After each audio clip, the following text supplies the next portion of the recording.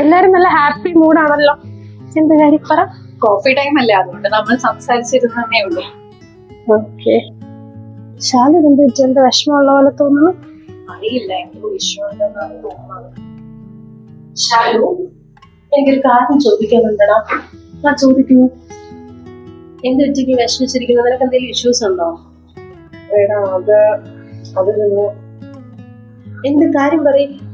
എടാ ഇഷ്യൂസ് ഉണ്ടോന്ന് വെച്ചാൽ അത് മാത്രമേ ഉള്ളൂ. പക്ഷെ എനിക്കൊന്നൊരു സൊല്യൂഷനാണ് കണ്ടെത്താൻ പറ്റാത്തത്. ശരി, നീ കാര്യം പറയും, നമുക്ക് പരിഹരിക്കാൻ പറ്റുമോ നോക്കാം. എടാ വീട്ടിൽ ഒത്തിരി സാമ്പത്തിക ബുദ്ധിമുട്ടുകളുണ്ട്. കടബാധ്യതകൾ ഒത്തിരി കൂടി വരിക. പക്ഷെ അതെങ്ങനെ കൺട്രോൾ ചെയ്ത് മുമ്പോട്ട് പോകണമെന്ന് എനിക്ക് അറിയില്ല. നീ വിഷമിക്കണ്ട കേട്ടോ, എല്ലാ പ്രശ്നത്തിനും പരിഹാരമുണ്ട്, നമുക്ക് ശരിയാക്കാം. എങ്ങനെ? നീ ട്രസ്റ്റ് പേ ഫിൻസർവ് എന്നുള്ള സ്ഥാപനത്തെ പറ്റി കേട്ടിട്ടുണ്ടോ? ആ ഉണ്ട്, അതൊരു ധനകാര്യ സ്ഥാപനമല്ലേ. പക്ഷെ ആ കമ്പനിയെ പറ്റി കൂടുതലൊന്നും എനിക്ക് അറിയില്ല കേട്ടോ. എടാ, ഈ വരുന്ന ഓഗസ്റ്റ് 15 അവർ ഫിനാൻഷ്യൽ ഫ്രീഡം എന്ന് പറഞ്ഞൊരു ക്യാമ്പയിൻ ലോഞ്ച് ചെയ്യുന്നുണ്ട്. Financial freedom? അതെന്താ?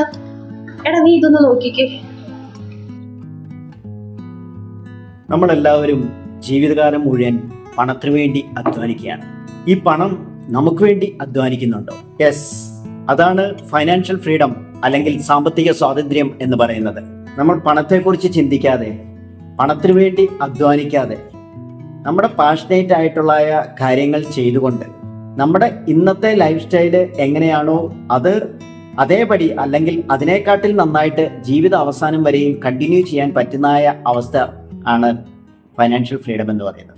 ഫൈനാൻഷ്യൽ ഫ്രീഡം എന്ന് അച്ചീവ് ചെയ്യും, എങ്ങനെ അച്ചീവ് ചെയ്യുമെന്നുള്ളത് ഓരോ ആൾക്കാരുടെയും ജീവിത സാഹചര്യങ്ങൾക്കനുസരിച്ച് വ്യത്യസ്തമായിരിക്കും. പക്ഷേ ഒരു കാര്യം ഉറപ്പാണ്, ഏതൊരാൾക്കും, പാവപ്പെട്ട ആളായിക്കോട്ടെ പണക്കാരനായിക്കോട്ടെ, ഏതൊരാൾക്കും ഫൈനാൻഷ്യൽ ഫ്രീഡം അച്ചീവ് ചെയ്യാൻ കഴിയുമെന്ന കാര്യത്തിൽ സംശയം വേണ്ട. എനിക്കിതിൽ പങ്കെടുക്കാൻ പറ്റുമോ?